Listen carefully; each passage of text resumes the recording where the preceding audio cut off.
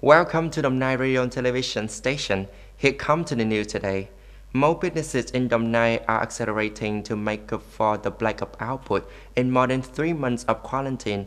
However, the consequences left by the pandemic are not easy to overcome.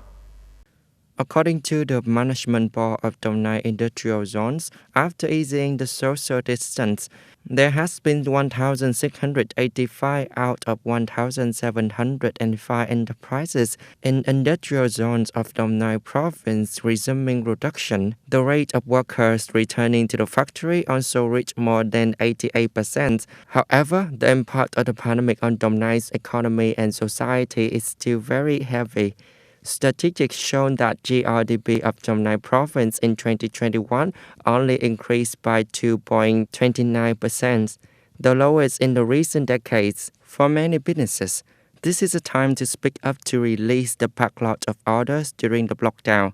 Businesses have to soon access to the government support packages, as well as the support of the authorities at all levels in handling administrative procedures to be able to take opportunities that the market opens up after the pandemic.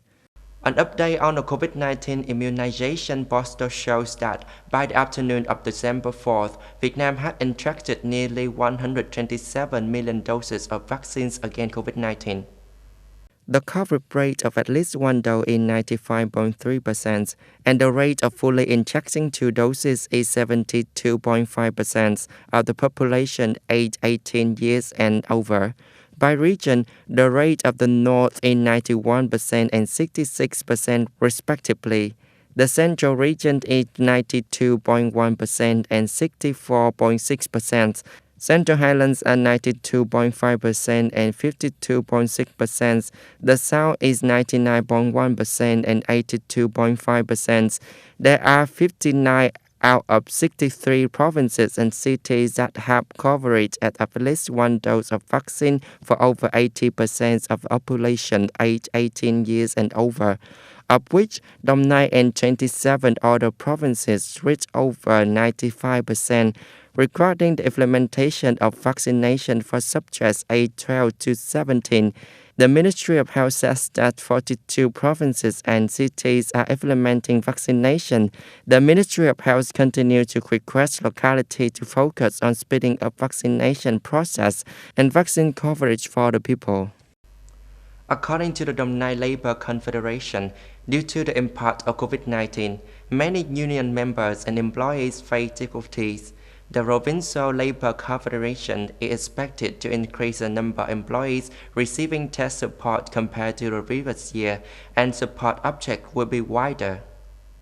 With the motto that all union members and employees have test holiday, the Provincial Labour Confederation is expected to provide cash support of 300,000 VND per person for all about 800,000 union members and employees. In addition, an additional 100,000 gifts will be supported for union members and workers in difficult circumstances, worth 200,000 VND per person. The White House and the Kremlin jointly announced that the U.S. President Joe Biden and Russian President Vladimir Putin will hold a talk online on December 7th. The content of the dialogue was the tense situation in Ukraine and a number of other issues.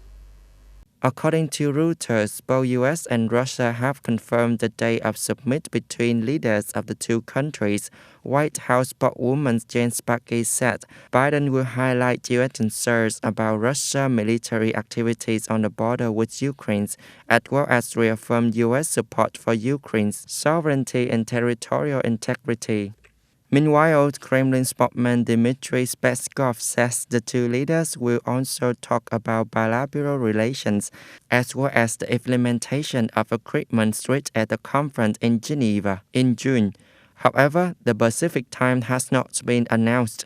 Earlier, Russia says that the two leaders would discuss bilateral and international issues related to Afghanistan, Iran, internal crisis in Ukraine and Libya, and possibly Syria. Russian ambassador to the U.S. Anthony Antonov says that Moscow is proposing to work with Washington to lift on the restrictions on the diplomatic mission of the two countries.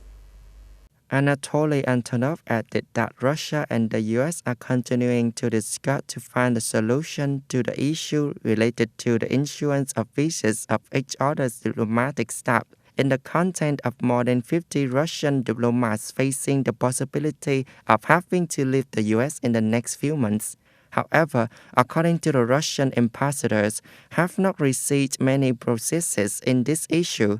Meanwhile, a spokesman for U.S. State Department on the same day says that the U.S. and Russia have made progress in resolving the deadlock related to embassy personnel of the two countries, leading to the U.S. side ending the policy of asking U.S. embassy staff family in Moscow to leave Russia. According to Reuters news agency, the process was made after a meeting in Vienna, Austria, between Russian and U.S. officials.